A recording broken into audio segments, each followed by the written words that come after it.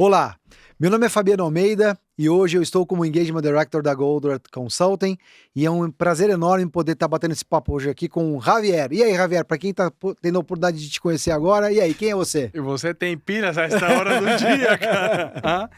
Muito obrigado, Fabiano. Eu sou um dos sócios globais da Goldratt Consulting. Tenho a fortuna de haber trabalhado com o Dr. Eli Goldratt por muitos anos e contribuir a desenvolvimento de ferramentas, aplicações e implementações no mundo inteiro. Nós estamos aqui juntos fazendo uma série de vídeos com o objetivo de identificar e compartilhar do nosso conhecimento adquirido nas últimas décadas de como que a teoria das restrições ela contribui dentro dos inúmeros desafios do ambiente de manutenção. Sim. Falamos dela, inclusive, na gestão de fluxo de manutenção. Correto. E em paradas de manutenção. Também essas duas características críticas onde a manutenção definitivamente contribui. Maravilha. Partindo da premissa que quem está nos assistindo assistiu todos os vídeos. E se não, eu vou ir detrás deles. Exatamente. Javier, qual que é a contribuição, no seu entendimento, da teoria das restrições na estratégia da manutenção? Então, quando começamos a falar de estratégia, sim, temos que entender que o Dr. Goldratt, ao final da vida dele e os últimos anos que trabalhamos juntos, definiu uma estratégia global para qualquer empresa. É uma estratégia que tem uma tática geral que está composta por 5 elementos. Esses 5 elementos são: o primeiro é desenvolver uma vantagem competitiva decisiva em um mercado lo suficientemente grande, com as habilidades para capitalizar sobre essa vantagem, sem esgotar os recursos e sem correr riscos reais.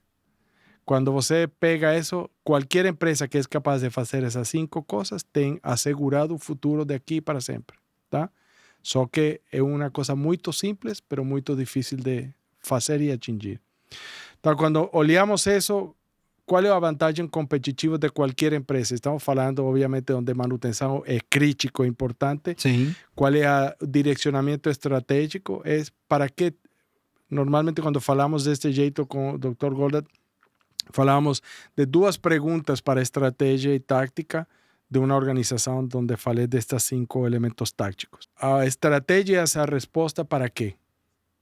Então, é o objetivo geral, certo? Então, devemos responder para manutenção, para que temos manutenção? Sim? E a tática é a resposta de como.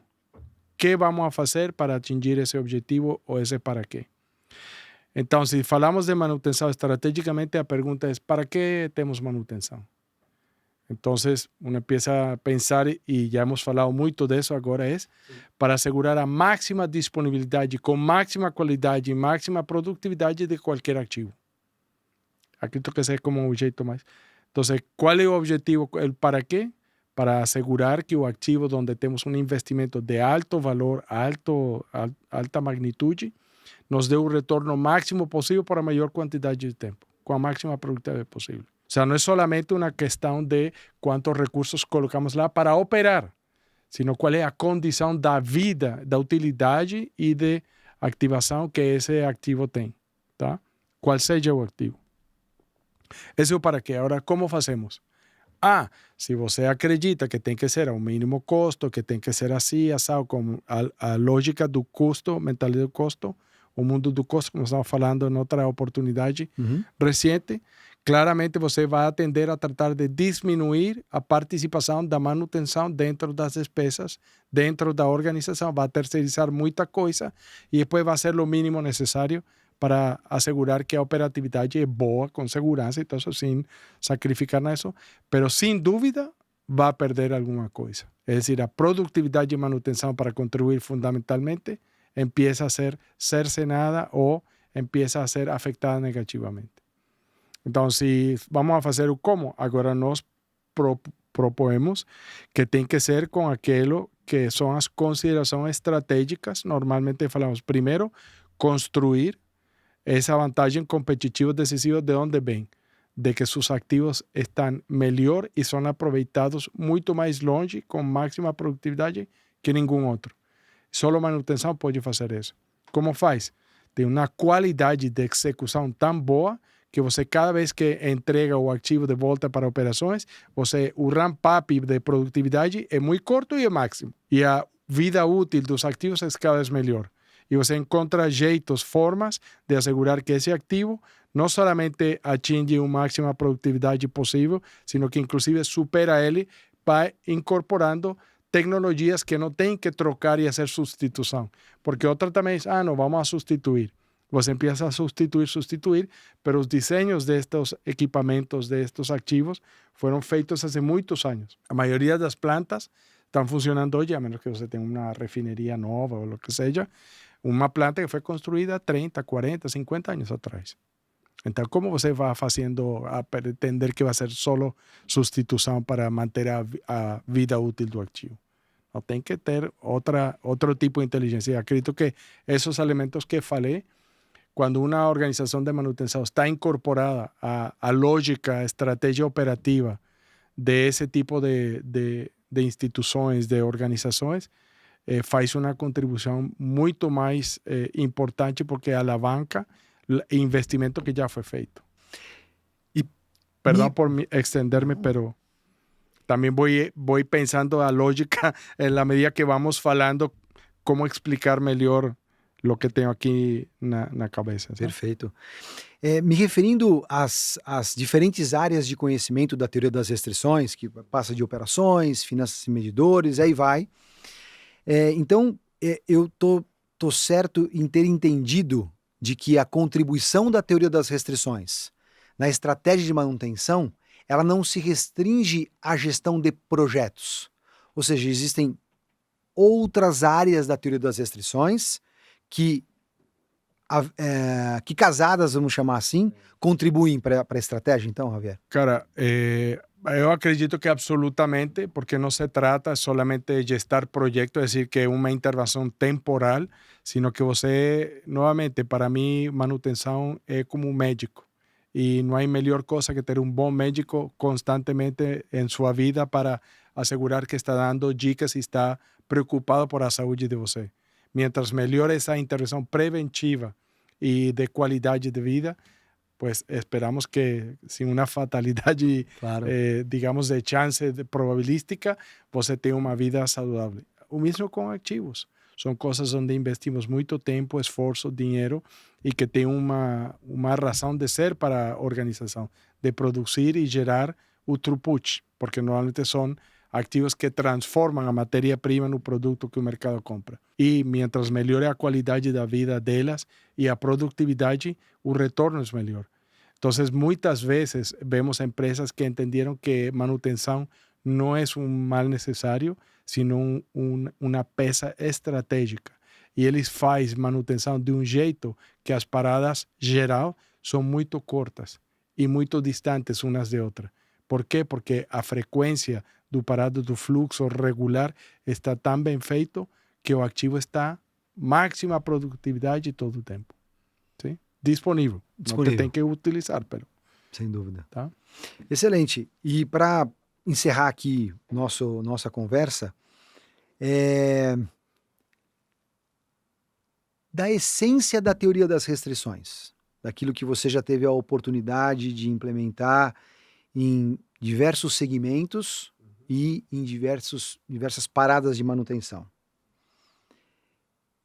Qual é, na sua visão, o ponto-chave mental de um gestor que a teoria das restrições pode contribuir para que, se tocar naquele ponto específico, ele vai começar uma jornada de uma vamos chamar assim, daquela curva vermelha.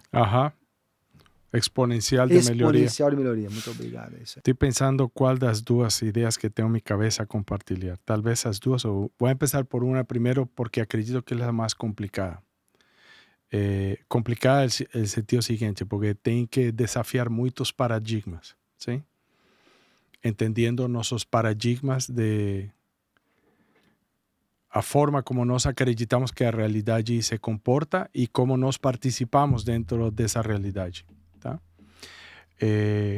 E tem que ver com o liderazgo, a liderança. Sim. Sim?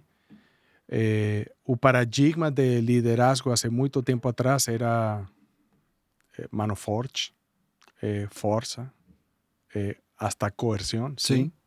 pressão. Um cara que faz outra gente e tem um componente aí como de Seriedade, violência, de seriedade, pá, exacto. Gravata, Sí, paletó. una cantidad de cosas que como amarrado, tá? Como que si toda a imagem, Exato. certo? Provea ou dictamina quem tem autoridade e quem não, sim? Otras veces, cuando eso empieza a desaparecer, el liderazgo se transforma en un tema carismático. Então, o cara que é engenhoso, que é inteligente, que tem dom da palavra, que faz esto, persuasivo, ¿sí? Pero que é carismático, uma pessoa com uma arrastre, com uma energia fora do normal, tá? E que não necessariamente é autoritário. Tá? Sin embargo...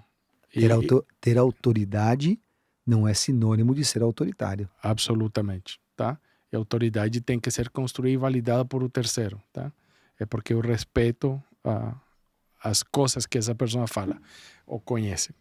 Tá? Então, essa parte carismática, se você olha por o país que sempre tem como mais registro dessas coisas públicas, Estados Unidos com o corporativo, as bolsas de investimento aí em Nova York e tudo isso aí, Europa, você empieza a dar conta que muitas vezes você tem um personagem carismático que al final termina sendo ruim para a empresa. Por quê? Porque não, carece de disciplina ou não tem a visão completa, está mais preocupado por encher o peito aí da importância que eu tenho com respeito a isso. E as características de los melhores CEOs e líderes que han sido identificados em muitos estudos lá tem que ver com pessoas disciplinadas, com raciocínio, tranquilas, que têm muito apreço por as pessoas. O sea que una característica casi totalmente oposta a lo que estábamos falando. Sim. Então, dado isso, acredito que as características, penso, e qual é essa dica fundamental, é que você tem que trabalhar o liderazgo. E liderazgo entendido como que você tem que dar o exemplo e tem que ter um ouvido deste calado, deste tamanho, porque as pessoas querem ser ouvidas, querem participar, querem pertenecer. Querem fazer as coisas bem.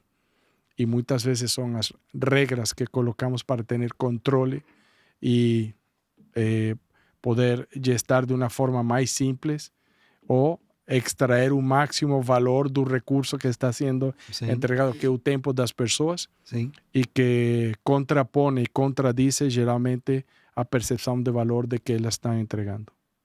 Esse seria para mim. Es decir, trabalhar o liderazgo na forma como hoje entendemos o liderazgo. Até mesmo porque existem vários líderes aqui que estão ouvindo e assistindo esse nosso bate-papo. Sem dúvida. Para encaminhar para o final dessa nossa conversa, Javier, num dado momento da sua fala você falou a palavra complicado. Então, a minha pergunta é, partindo da premissa de que, por vezes, a gente entende que simples é sinônimo de fácil, e talvez não seja.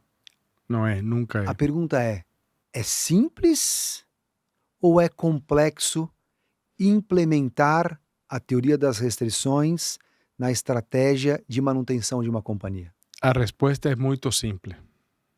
Simples. Quando falo de complicado, tem que ver com a execução, com fazer realidade. Então, mais que complexidade, para mim, complexidade é uma característica e como a coisa é. Quando falo de complicado, é que você tem que dar conta de muito obstáculo, muita coisa que tem que ser feita. Sim. Para lidar com essa complexidade, mas a solução é muito simples. Mientras mais complexo o ambiente, mais simples é a solução. Tanto para fluxo de manutenção, como para as paradas gerais. Tá? É muito simples. Muito simples. agora que uno conhece, certo? Pero complicado do ponto de vista que você tem que poner trabalho e tem que fazer as coisas que têm que ser feitas, mas não aquelas que não, que realmente van a dar conta, e por isso he insistido muito nesta série da importância de gerar colaboração, consenso, falar, es demonstrar respeito por as pessoas, gerar harmonias, eliminar as contradições. Porque cada vez mais o mundo, e em minha percepção, o mundo vai cada vez mais rápido, está cada vez mais interconectado e é cada vez mais complexo. Mais tecnologia não nos está fazendo melhor. Hoje temos uma quantidade de consequências negativas de desconexão entre as pessoas, entre as coisas. Então, acredito que, para mim, a solução é como a sopa de frango, ¿sí? Quente, quando a avó venia, trazia isso porque uno tinha gripe ou estava doente. Sim. Então, é dizer, back to basics. Não conheço ninguém que rechace uma sopa quente quando está doente, tá? Ou um chá.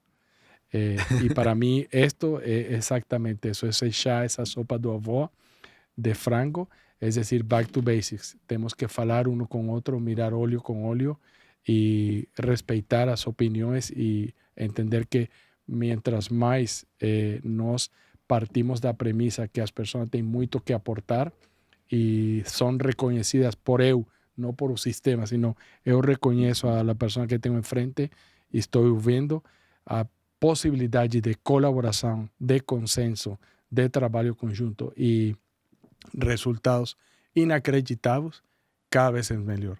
O problema nosso hoje é esse, para mim. E para os gestores que estão nos ouvindo aqui e nos assistindo mais uma vez e estão se perguntando, e por onde que eu começo? Assistir todos esses bate-papos com vocês e tal. Se assistiu, está graduado, já não necessita fazer nada mais. Por onde que eu começo? Eu quero entender, quero dar um passo de forma mais profunda. Comece por onde? Cara, a recomendação para mim é sempre a mesma. O Dr. Goldad fez muito trabalho por nós e não, para que vamos a repetir e reinventar a roda? Pega o livro A Meta. Se já leu, vuelve a ler. Vai a ler um livro distinto. Você já leu quantas vezes? 10. E acredito que vou ter que ler uma oceava. Sim, porque algumas coisas esqueço. Não é impressionante, e falando disso, eu estava assistindo a uma apresentação de alguém que respeito muito, Ray Immelman, um cara de Sudáfrica, estava falando de sua experiência, falando com CEOs, diretores da empresa, juntas de direção, corporativos, etc. E ele está apresentando sua visão de liderazgo e empieza falando com a primeira página do livro A Meta e subrayou uma frase. Eu não podia acreditar que eu li essa frase 20 vezes e nunca prestei atenção à mesma coisa que ele prestou atenção. Não vou dizer qual é. Sim. Sim. Para que leiam a primeira página, certo? E depois, se é possível, assistam a essa apresentação do Rei, ou me permitam a mim falar ou terminar de escrever um artigo que estou escrevendo acerca do liderazgo desta perspectiva de teorias de restrições. E estava lá e eu nunca vi. E Rei me hizo fazer inacreditável. Estava lá todo o tempo e passei por cima todas as vezes. Agora tem que ler outra vez. E já que você citou A Meta, não só citou como recomendou A Meta. Sim, recomendado é meu jeitão. Exato. Mais vale que você leia. Exatamente. Na primeira edição, melhor dizendo, tem um prefácio, né, lá do Goldad, o que me chamou muito a atenção quando ele diz lá: se eu conseguir com este livro fazer com que você mude a sua concepção de ciência e de educação, este será o meu verdadeiro ganho. Isso me chamou muito a atenção e que... Sim, e já que estamos falando das palavras e pensamentos do Eli acerca de pensar e ciência, educação, etc. Primeiro, acredito que o livro é fantástico para fazer isso. Se queria educar a um burro, eu sou um. Então, acredito que foi sucedido nesse sentido. E desde o ponto de vista de treinar e aprender, pues, continuamos en eso todos los días. Pero para fechar la idea que tengo en la cabeza, porque lo que estamos haciendo aquí es, si se quiere, evangelizar y expandir lo que Dr. Goldratt fez y dar a conocer aquello que ainda algunas personas ouvem lo que estamos falando y dicen, suena interesante, ¿y dónde está ese libro? Pero más importante es para mí fechar con una frase que leí y escuché de Ayn Rand, que es una filósofa de origen ruso, que tuvo cierta influencia también en la forma de pensar de ele, que decía, eu não sou tan corajuda, ¿sí? No tengo tanto coragem para ser cobarde, porque posso olhar y saber cuáles son las consecuencias. ¿Y eso qué significa? Voy a dar mi interpretación. No posso ficar tranquilo sin fazer aquilo que tem que ser feito, porque sei que se não eu não faz, talvez alguém mais não vá fazer. E o mundo está bastante ruim hoje como para não fazer nada. Então, como eu posso olhar e entender quais são as consequências, sinto a premura de fazer. E fazer do jeito melhor que eu sei, que é hasta agora, com teoria de restrições, e essa lógica que Dr. Goldratt desenvolveu é compartilhar todo mundo que quer ouvir e ensinar a todo mundo que quer aprender. Para quem começou a ouvir esse nosso bate-papo de hoje achando que ia ter uma aula de gestão de projetos, ou quem começou lá no início da série achando que a gente ia falar de cronograma, né, de alocação de recurso e etc., eu acho que orçamento, saíram frustrados. Mas aqueles que acredito eu, se o pessoal tiver minimamente aberto a ouvir algo diferente, e você e eu minimamente competentes de poder trazer aquilo que de fato acreditamos como filosofia de vida e de gestão, eu acredito que por hoje é só. Obrigado, Fabiano. Um prazer. Obrigado.